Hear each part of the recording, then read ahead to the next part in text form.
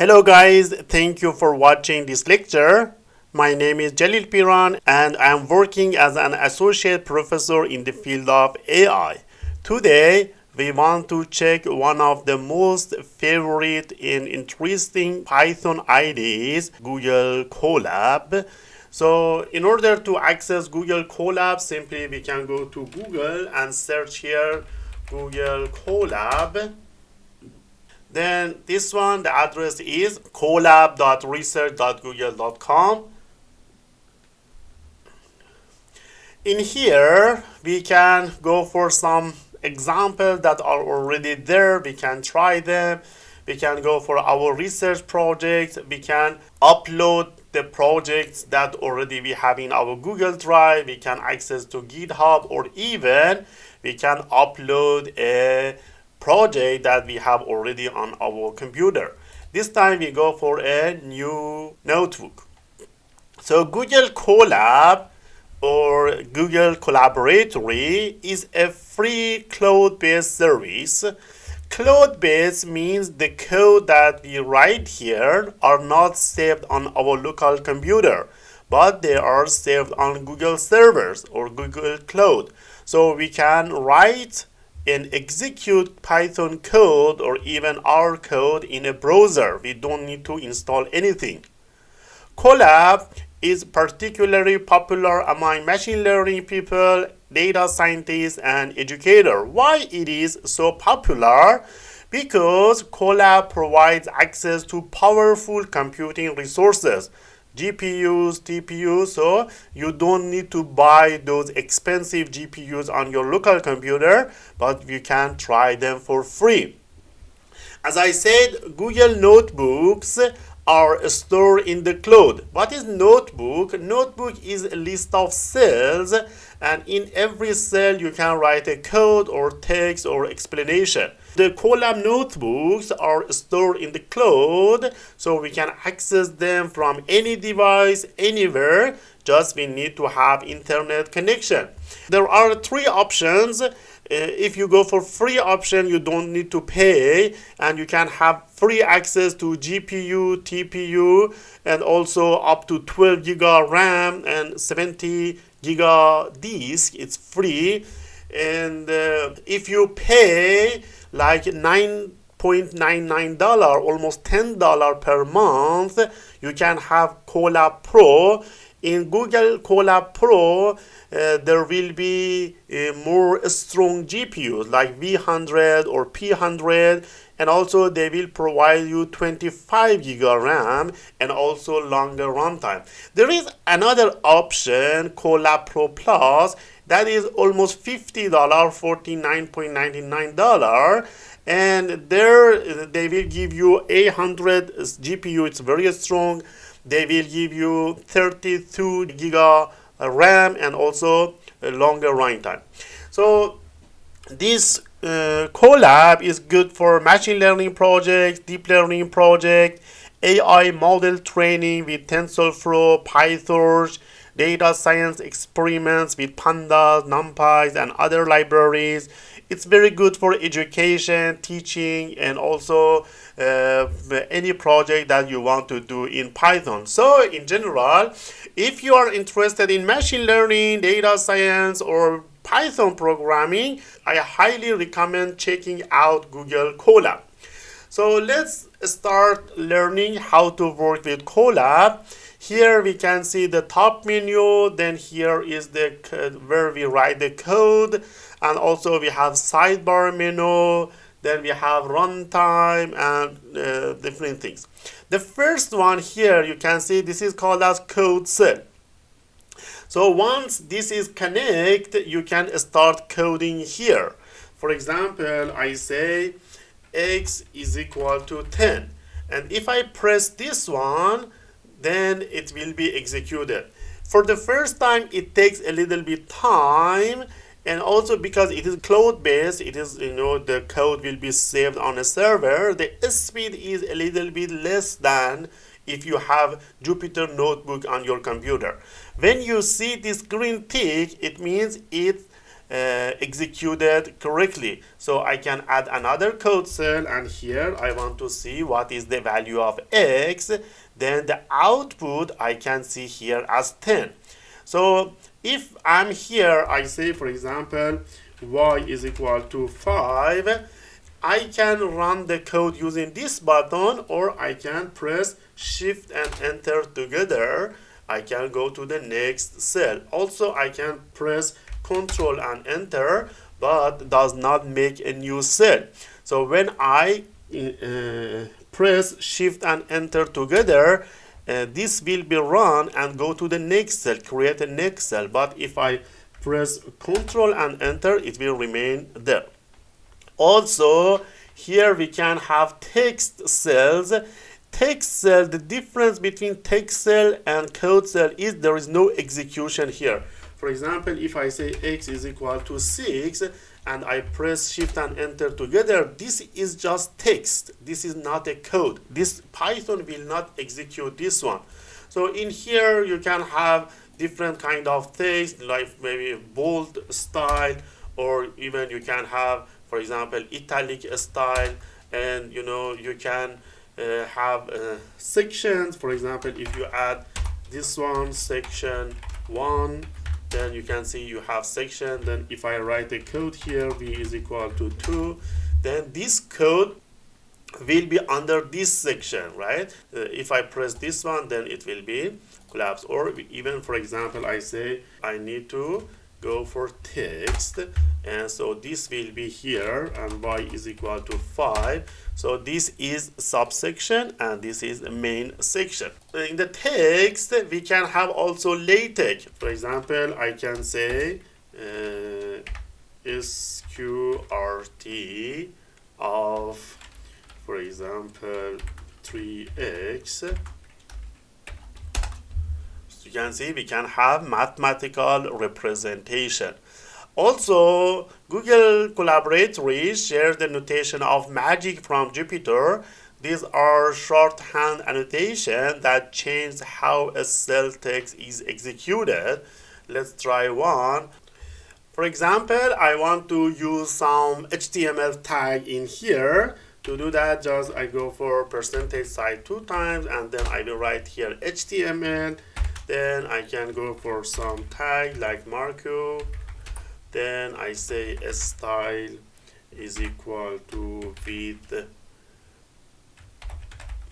30% and color is equal to blue, for example. And then I can say I use some bold tag and say Python, for example. Then I will close the B tag, bold tag, and also I will close this Marco tag. And if I run it, then I can have this one like HTML tag. In Google Colab, also we can have automatic completion and exploring code. For example, if I say import numpy as np, later I will explain what is numpy. Then if I, for example, come here and say np dot, then I can see a list of possible functionalities in numpy library here. So simply I can search them. Now let's go and check everything that are in this web page. First of all is name of our notebook. So for example, I can change it to Python. I have already Python. So we can change the name of Python. For example, learning Python. So this is the name of my project. Where it is saved in my Google Drive.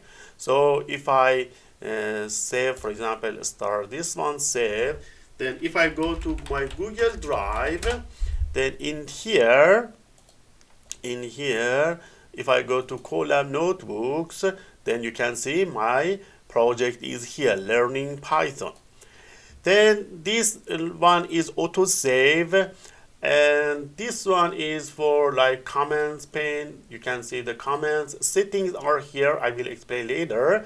And Colab is very good for collaboration. You can share it with other people to view your project or even to work on your project. You can add people here, or but for if you want to allow them to edit or to view, you can go and you can change this option to here, or even you can just copy this link and send this link to your friend so they can access to your Colab notebook.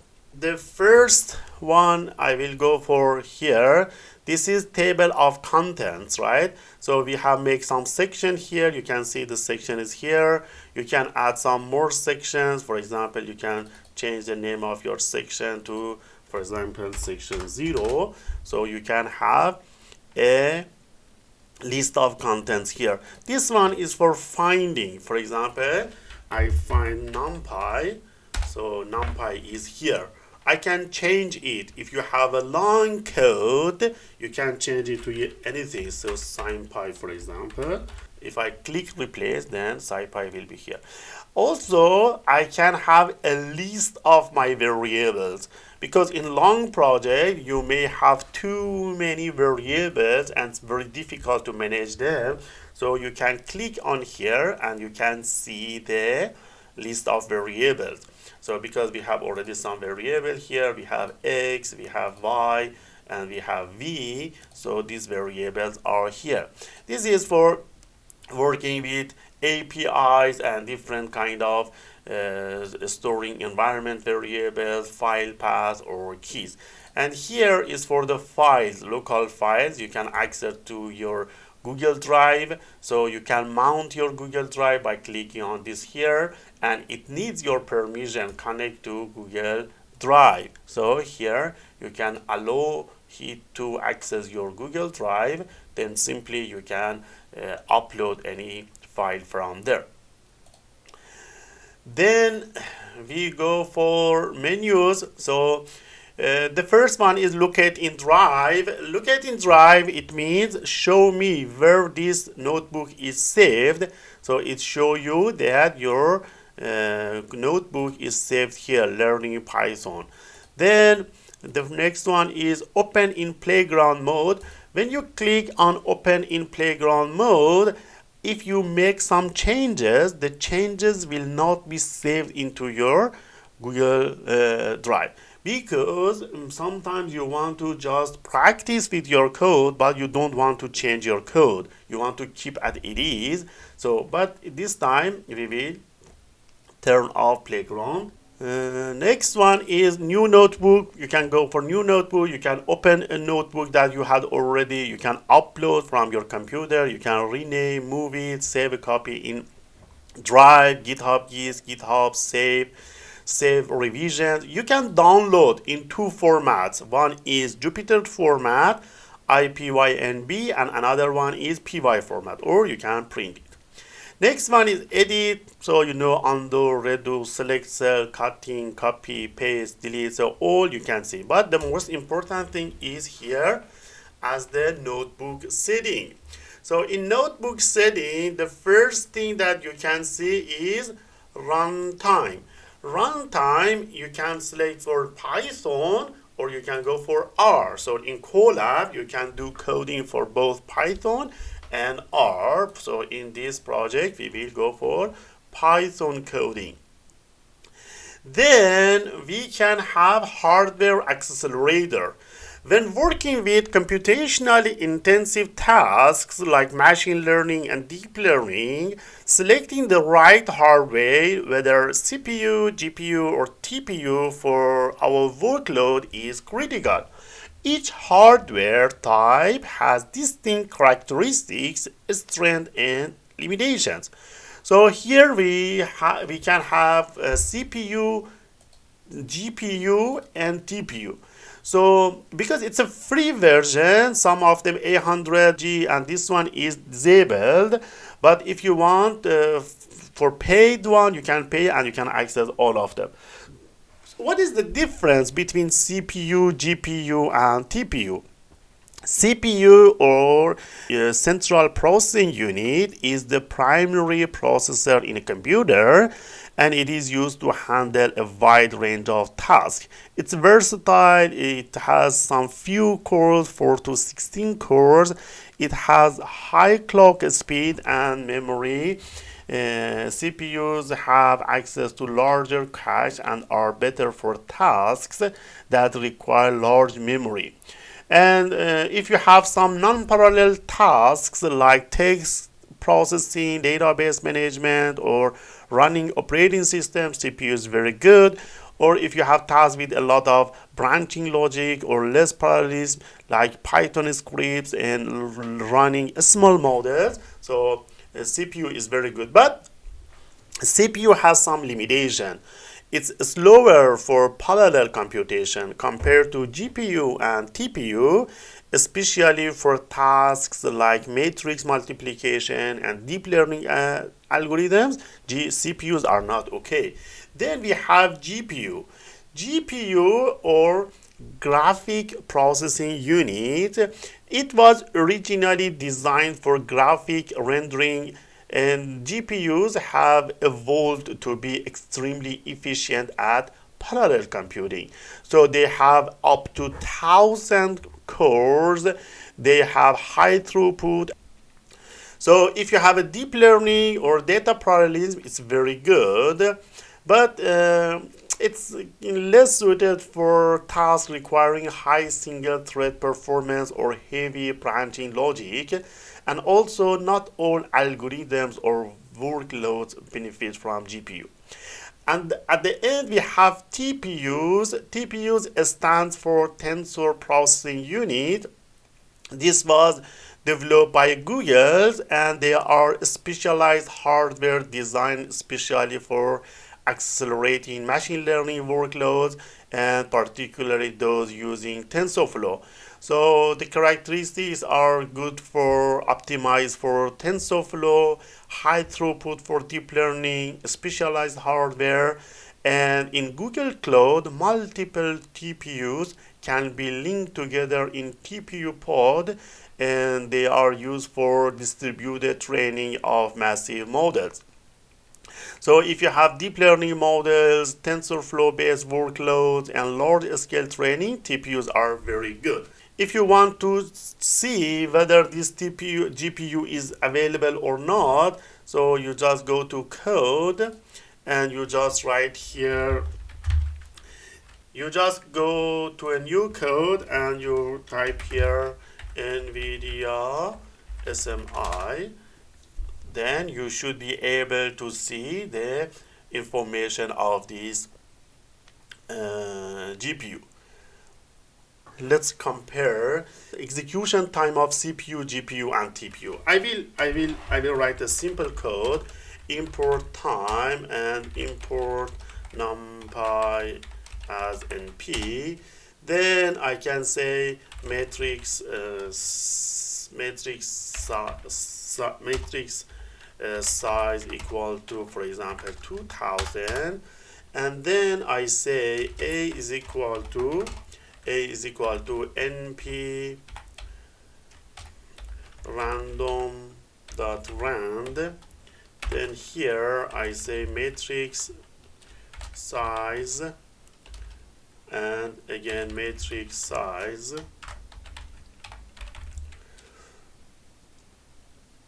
and then I say is type np.float32. then the same I will make as b. I will make it as b. Then we want to check the execution time. The start time is equal to time. I will get the start time. Then now I do multiplication of these two matrices that I have made, this matrix size. So I say C is equal to NP dot multiplication A and B. Then I will give time is equal to this time, the current time that the execution has been completed, minus start time. So what we did, we get the time in here, then we check how long it takes time, then we get when they finished, and next we can print the time. You can say print if, you can say execution time is equal to time dot in 4 decimal point seconds. So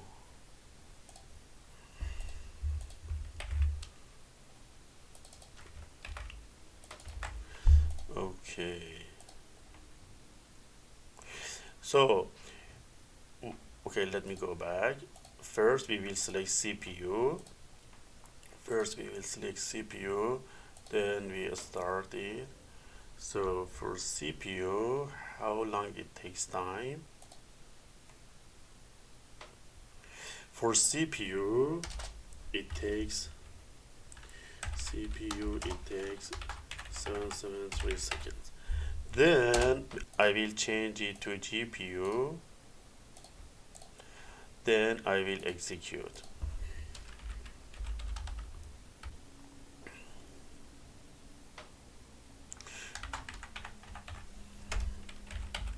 And next I will change it to TPU.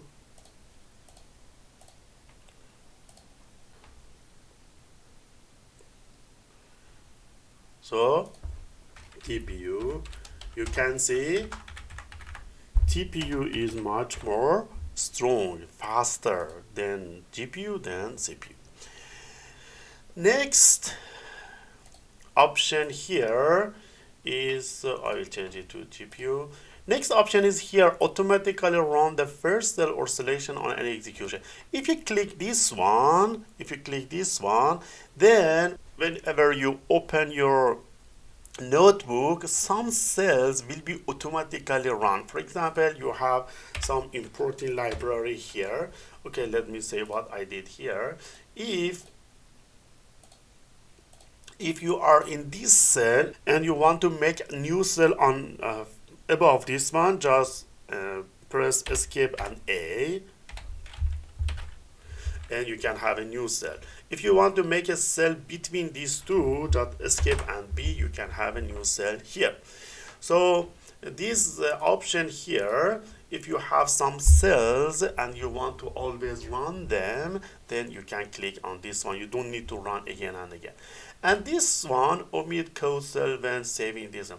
So if you have a very long notebook, you can have many out. So you don't want to save output because you want to make it lighter. So you can click on this one, right? So now output, just code, you want to save the code. Next, clear all output, it will clear all outputs. Then we have, I explained already, table of content. You can have information of your notebook. You can add comments here, like expand comments. So here I say revise this code later.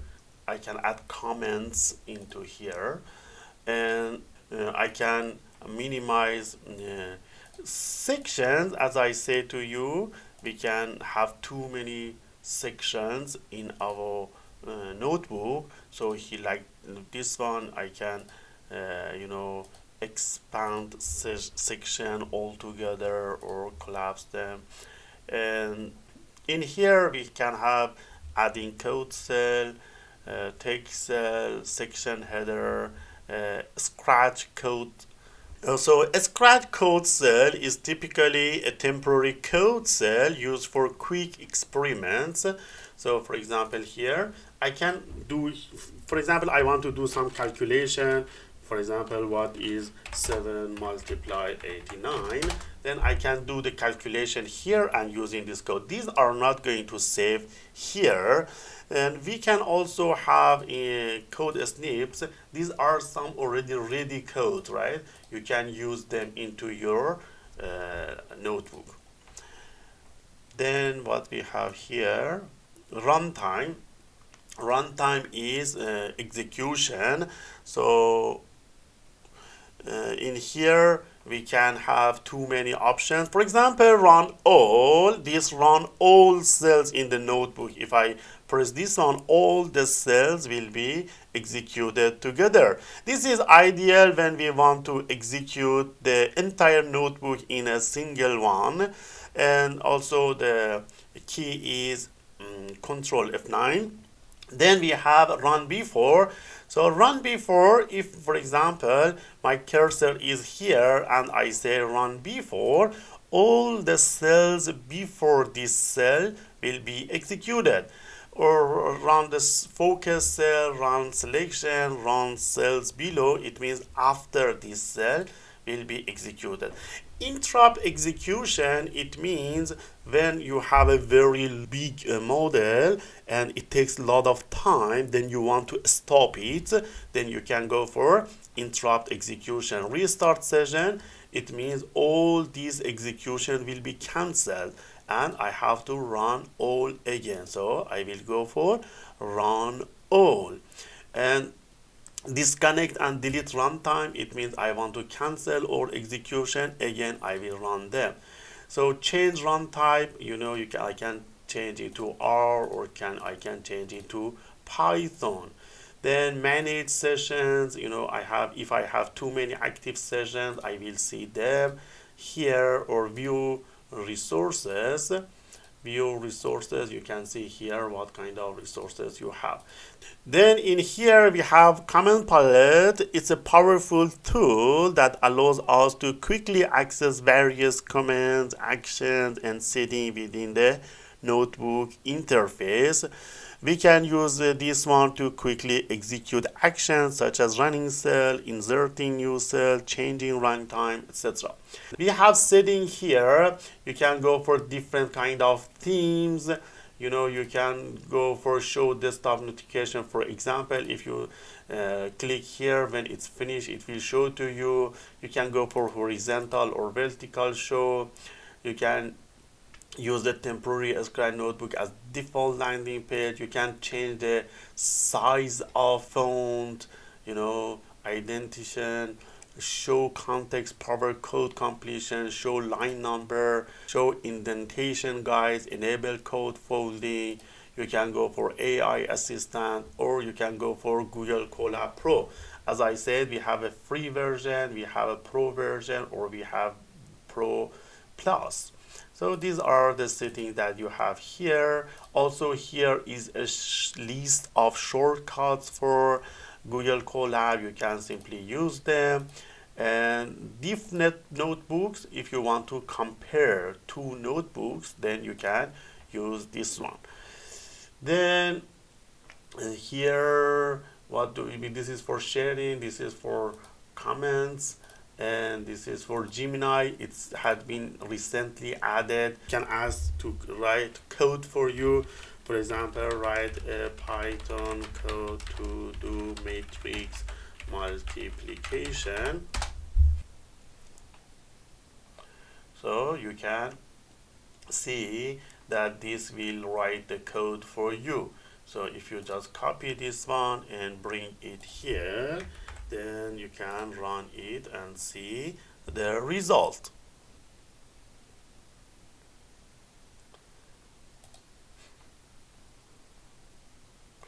Also, we have something here.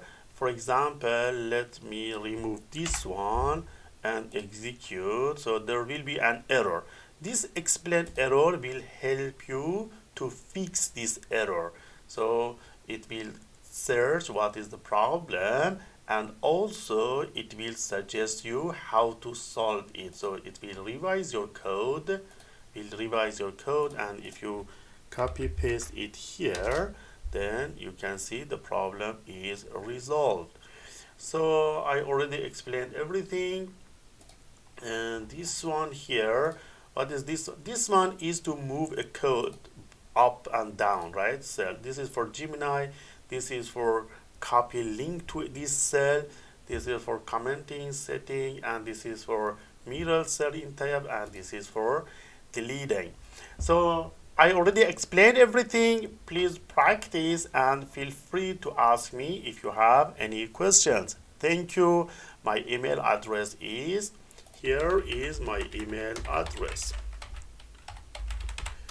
Thank you very much for your attention and see you in the next lecture.